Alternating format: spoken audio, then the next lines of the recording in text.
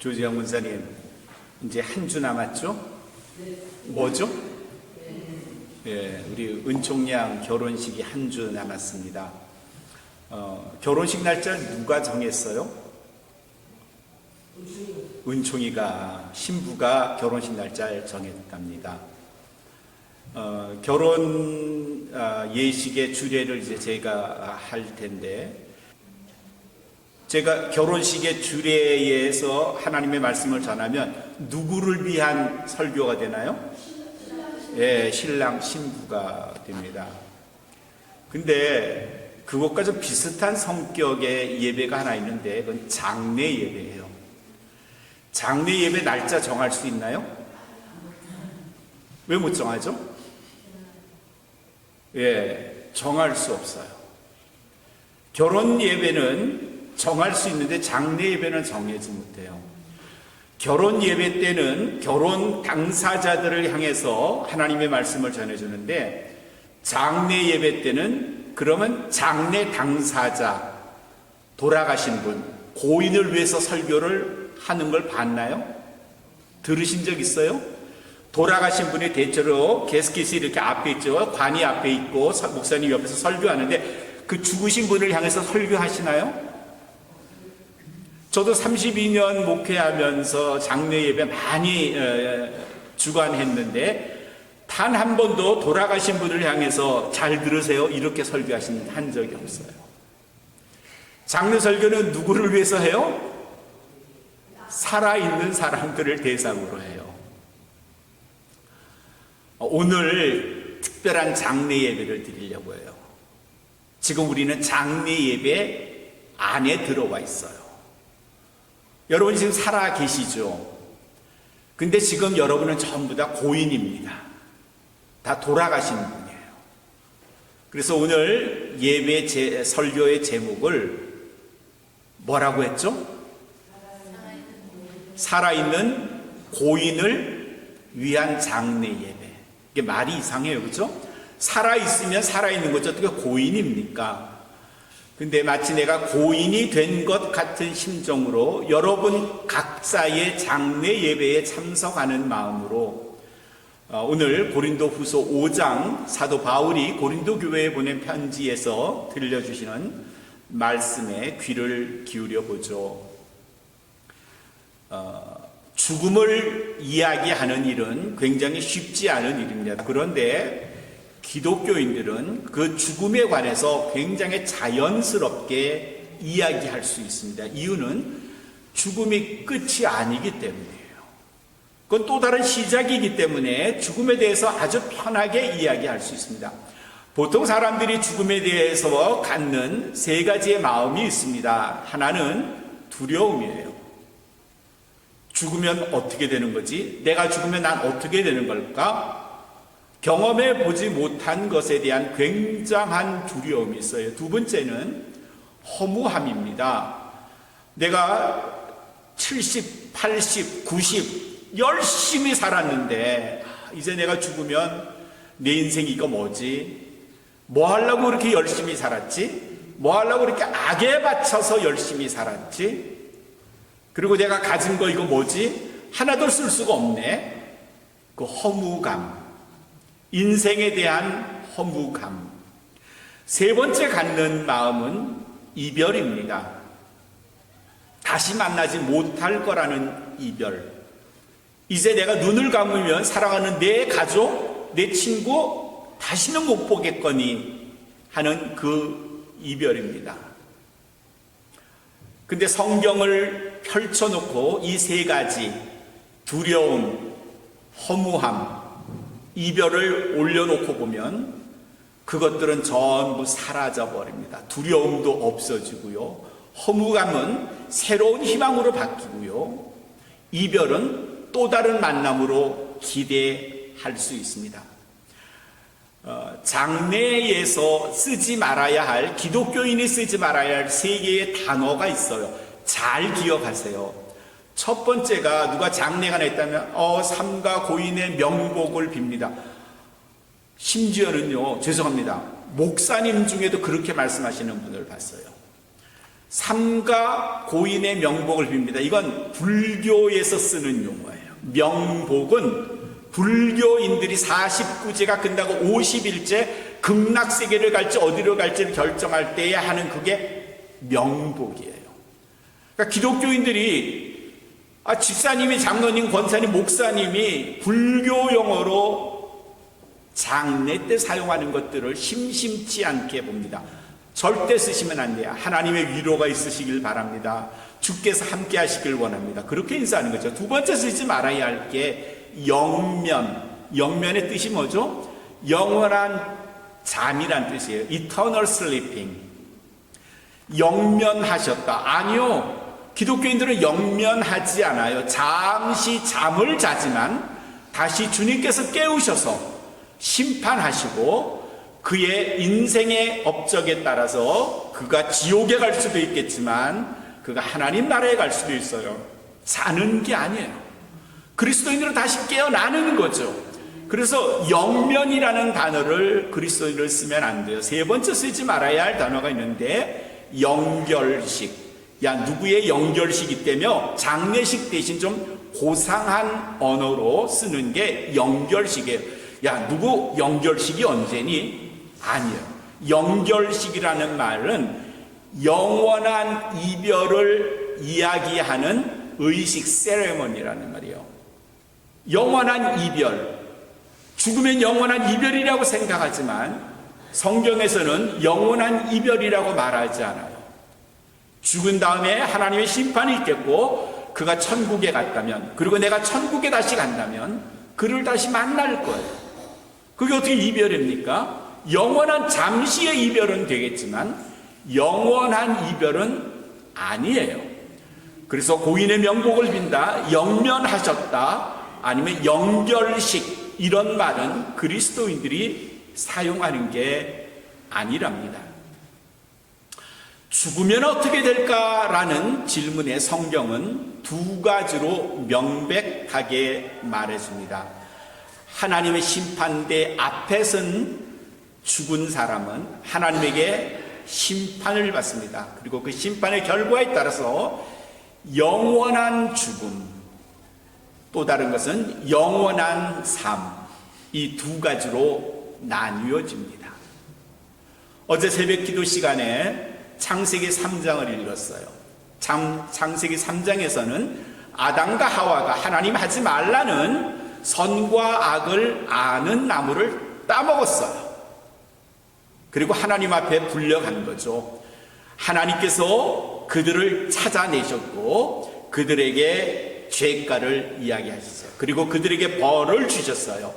여러 벌을 받았어요. 출산할 때 배가 아플 거다. 노동을 해야 먹고 살 수 있다. 이런 벌도 받았지만 가장 위험하고 무서운 벌은 너희가 흙으로 만들어졌으니까 너희는 흙으로 돌아갈 거야. 하나님이 아담과 하와에게 그렇게 말씀하셨어요. 너희는 흙으로 만들어졌어. 그러니 너희는 죽으면 이제 흙으로 돌아갈 거야. 그 말은요, 너희는 죽으면 that's it. 끝이야. 이제 끝장난 거야. 너희는 더 이상 없는 거야. 그게 하나님께서 아담과 하와에게 내리신 말씀이셨어요. 벌이었어요. 근데 3장 끝머리에 가면은 하나님께서 이 아담과 하와를 생각하시면서 얘네들을 여기 에덴 동산에 두면 안 되겠다 생각하셨어요. 3장 19절에는 너는 흙으로 만들어졌으니 흙으로 돌아가라 이렇게 말씀하시긴 했는데, 이 아담과 하와가 에덴 동산에 있는 생명나무에 있는 열매를 따먹으면 얘네도 어떻게 될지 모르니까 하나님께서 그들을 쫓아내시기로 결정하셨어요. 그리고 아담과 하와에게 짐 싸. 그래서 아담과 하와가 짐을 싸고요, 트럭을 불러가지고 에덴 동산에서 쫓겨났어요. 에덴 동산에서 쫓겨나자마자 하나님은 에덴 동산의 문을 꽝 닫아버리고 아무도 열 수 없는 자물쇠로 꽉 채워놓으셨어요. 성경에는 거기에 스랍들과 천사들이라는 말이죠. 그리고 불검으로 그 에덴 동산을 지키게 하셨다. 에덴 동산을 지키게 하셨다는 말은 다른 말로 하면 에덴 동산 안에 있는 생명나무를 지키게 하셨다, 그 말이죠. 아담과 하와가 다시는 에덴 동산 안에 들어가서 생명나무 열매를 따먹지 못하게 하시는 거예요. 그러니 아담 이후에는 인간들은 계속 죄 안에서 살 수밖에 없고요. 창세기 3장 19절에 있는 말씀대로 너는 흙에서 왔으니까 흙으로 돌아가야 돼. 그 운명을 타고날 수밖에 없어요. 그 운명대로 살 수밖에 없어요. 인간이 너무 허무하잖아요.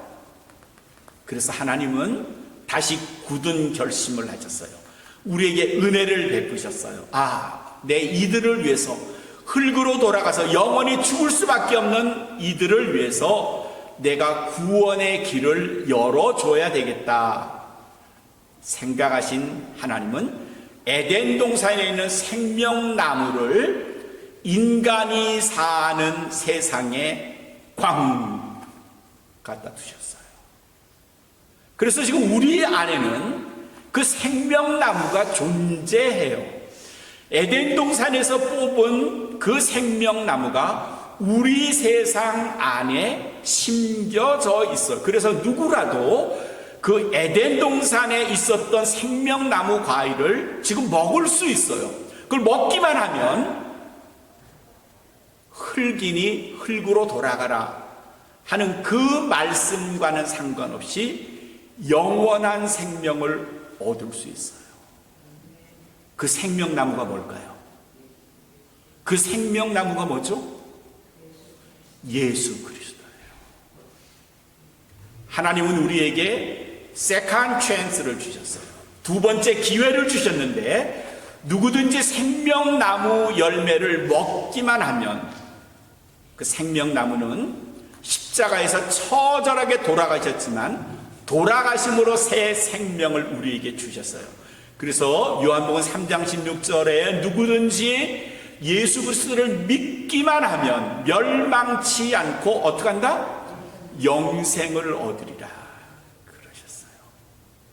요한복음 11장 25절에서도 예수님은 죽은 나사로를 일으키신 후에 모인 사람들에게 이렇게 말씀하셨어요. 나는 부활이요 생명이니 나를 믿는 자는 죽어도 살겠고 무릇 살아서 믿는 자는 어떻게 한다? 영원히 죽지 않는다. 에덴 동산에 심겨진 생명나무가 이제는 우리 삶 곳곳에 심겨져 있어요. 우리에게 주어진 원래의 운명은 너는 흙이었으니 흙으로 돌아가라 였었는데 하나님은 우리에게 생명의 길을 주셨어요. 오늘 고린도후서 5장 1절의 말씀을 다시 여러분이 찬찬히 보시면 이렇게 써 있어요. 땅에 있는 우리 장막집이 무너지면, 이게 무슨 말일까요? 땅에 있는, 우리가 지금 땅에 있어요. 우리의 장막집이 무너졌다. 우리의 장막집은 뭘까요? 우리의 육신이에요. 우리의 육신이 무너지면 그 말은 뭐죠? 죽으면이에요.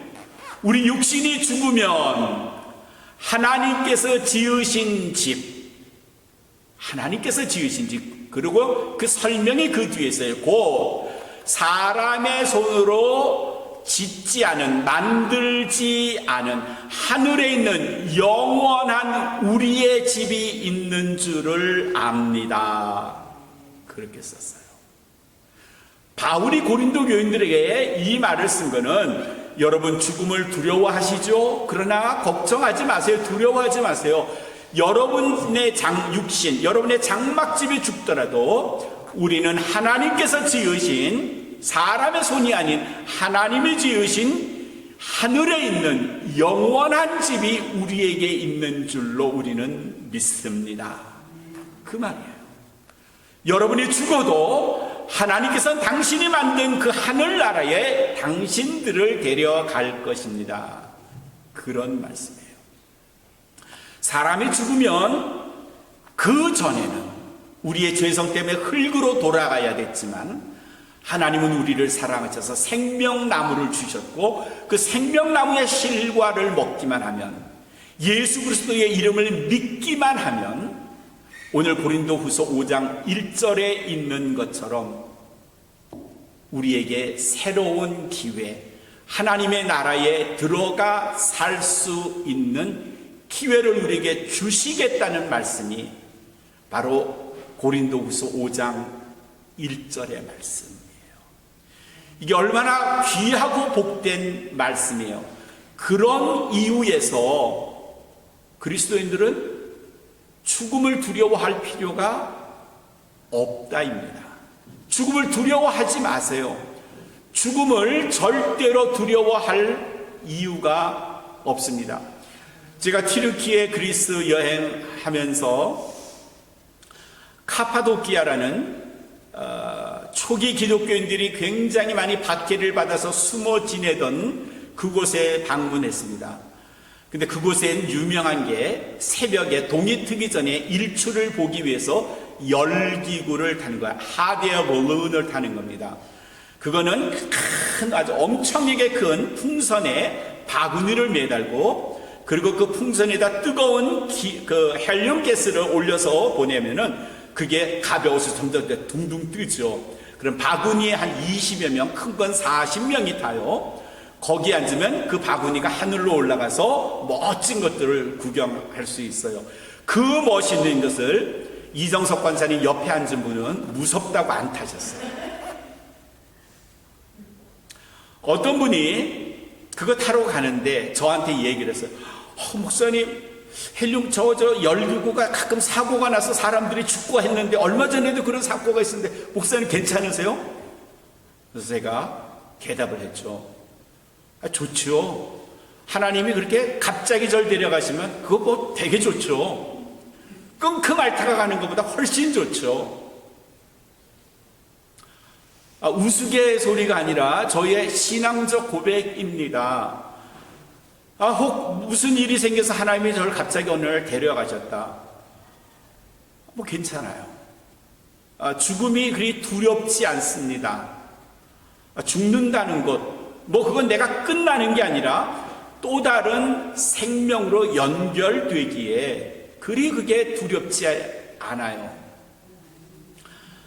제 딸 지인이가 10살 되던 해였습니다. 그해 여름에 아내하고 이렇게 결정을 했어요. 지인이를 한국에 보내서, 한국에 이모가 있고 이모의 아들 둘이 있었는데 그 학교에, 그 국민학교에 보내면 미국에서 태어난 지인이가 좀 한국어에, 한글에 더 익숙해지고 한국 문화에 더 익숙해질 거다. 그래서 그렇게 하겠어요. 처음에는 지인이가 그 말 듣더니 되게 좋아했어요. 한국 간다 하는 생각에. 근데 가는 날 공항으로 가려고 이제 준비했는데 물어보는 거 심각하게, 아빠 안 가면 안 돼? 두려운 거죠. 아빠 엄마를 놔두고 떠나서 혼자 한 달여 있다는 게 두려운 거예요. 그래서 안 가면 안 돼라고 물어봤어요. 그래서 아무 말 않고 그래 등을 툭툭 들여주고 비행기를 태워서 보냈죠. 한 달 한 반쯤 있었을 거예요. 지인이하고 중간에 전화할 때마다 미국에 오고 싶니? 뭐라고 대답했을까요? 아니 아빠, 여기 너무 좋아. 가니까 할아버지 할머니들이 얼마나 예뻐해줘요. 이모들이, 큰아빠 큰엄마들이 얼마나 예뻐해줘요. 여기저기 데려가고 뭐 쇼핑도 하고, 물론 학교에 가서 한글 공부도 하죠. 그 덕에 지인이가 한글을 잘 읽고 잘 쓰고 잘 말해요. 지금도. 이게 참 고마운 일이죠. 지인이가 처음에는 가길 두려워했지만 가서 보니까 좋은 거예요. 물론 잘해주는 사람이 있어서 좋은 거죠. 천국이 가려면 두려워요. 무서워요. 근데 천국이 좋은 이유는 딱 한 가지예요. 나를 사랑해 주시는 분들이 거기에 계셔요. 이미 계셔요. 우리 주님도 날 기다리시고요. 내 부모님도 거기에 계실 거고요. 나와 함께 신앙생활했던 많은 성도들이 이미 하나님 품에 안겨서 날 기다리고 있을 거예요. 만일 김종환 목사가 죽어서 어느 곳을 갔는데, 거기가 천국인지 지옥인지 모르겠어요. 어느 곳을 갔는데 거기에 날 반겨주는 사람이 아무도 없다면 그게 천국일까요? 지옥일까요? 그게 지옥이에요.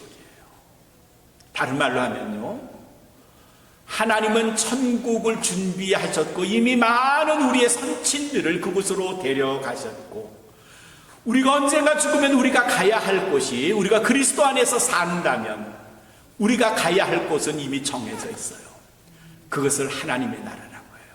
아마 우리 성도님들 중에도 우리가 언젠가 하나님의 부르심을 받으면 거기에 김미경 권사님도 계실 거예요. 우리 유권사님도 거기 계시겠죠. 먼저 가신 장로님도 계실 거예요. 장장로님도 계실 거예요. 그러니 거기가 왜 두렵겠습니까? 두렵지 않은 곳이에요. C.S. 루이스, 영국의 작가고 기독교인이고요, 수필가고 철학자. 제가 설교 시간에 가끔 그분 이야기를 하죠. 그분의 절친, 살이라도 떼어줄 수 있는 절친 찰스 윌리엄이 죽었습니다. 눈물이 났죠. 친구가 달래주면서 어떡하나 하나님이 데려가셨는데 했더니 C.S. 루이스가 그를 보면서, 그래, 이별은 슬프지만 이제 천국이 내게 무척 가까워진 것 같아. 그렇게 대답을 했대요. 근데 그로부터 채 1년도 되지 않아서 그의 아내 조이가 그만 하나님의 부르심을 받은 거예요. 아내가 죽은 거예요. 위로하는 많은 사람들에게 C.S. 루이스는 이제는 천국이 마치 내 집 같다네. 거기에 내 아내도 있고 내 친구 찰스 윌리엄도 나를 기다리니 내가 언제라도 가면 그들이 날 반겨주지 않겠나? 그러니 거기가 내 집 아니고 뭐겠나?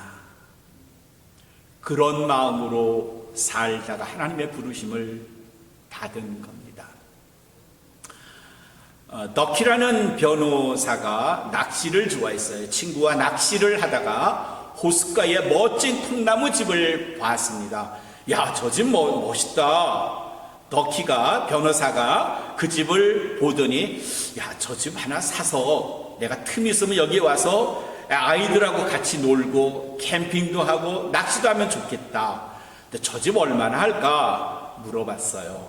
그랬더니 몰라, 요 동네에 있는 집이 한 15만 불, 20만 불 정도면 살 수 있어. 그래? 근데 특히 난 저 집이 마음에 드네. 그래서 그 집을 알아봤어요. 그 집에는 수잔이라는 75세 된 할머니가 혼자 살고 계셨어요. 이야기를 하다가 이 할머니에게는 조금 더 여유 있는 생활비가 필요했다는 것을 알았어요. 그래서 덕키 변호사가 이야기를 했습니다. 할머니, 그러면 이렇게 합시다. 할머님이 살아 계시는 동안에 내가 매달 1,000불씩 드릴게요. 그 많은 돈을? 그 대신 할머님이 돌아가시면 이 통나무집을 제게 주시겠어요? 아, 주지. 계약을 맺었어요. 변호사와 할머니가 계약을 맺었어요. 변호사 생각에는, 덕키 생각에는 75세 된 할머니가 5년쯤 더 살면 장수하시는 거니까 5년 후에 매달 1,000불씩 주면 1년에 12,000불, 5년 하면 6만 불. 그럼 이 한 20만 불짜리 집을 내가 6만 불에 사는 거겠까. 그리고 매달 1,000불씩 보내주었어요. 시간이 흘렀죠. 28년 되던 해, 그로부터 28년 되던 해 덕키 변호사가 그만 죽고 말았어요. 그리고 할머니는 2년 더 사시다 돌아가셨어요. 그때까지 이 변호사가 할머니에게 준 돈은 그 집값보다도 훨씬 더 많은 돈을 주어야 했어요. 자기 생각엔 나 변호사야, 똑똑한 사람이지, 적어도 저 할머니보다 훨씬 오래 살 수 있어. 그러면 저 집 내가 테이크업해서 내가 여기서 아이들하고 즐겁게 살리라 했는데 그건 그의 계획이었어요. 사람의 계획이었어요. 인간의 계획이었어요. 하나님의 계획은 그렇지를 않아요. 살면서 우리는 결혼 예식 날짜는 잡을 수 있고 칠순, 팔순, 구순 날짜는 잡을 수 있는데 절대로 잡지 못하는 건 장래 날짜예요. 그건 하나님만이 잡으세요. 죽음을 두려워하십니까? 두려워하지 마세요. 내가 그리스도 안에 산다면, 내가 그리스도를 믿기만 한다면 오늘 사도 바울이 고린도 교인에게 준 이 5장 1절의 말씀, 땅에 있는 장막집이 무너지면 하나님께서 친히 지으신 그 집에 나를 데려가실 거야.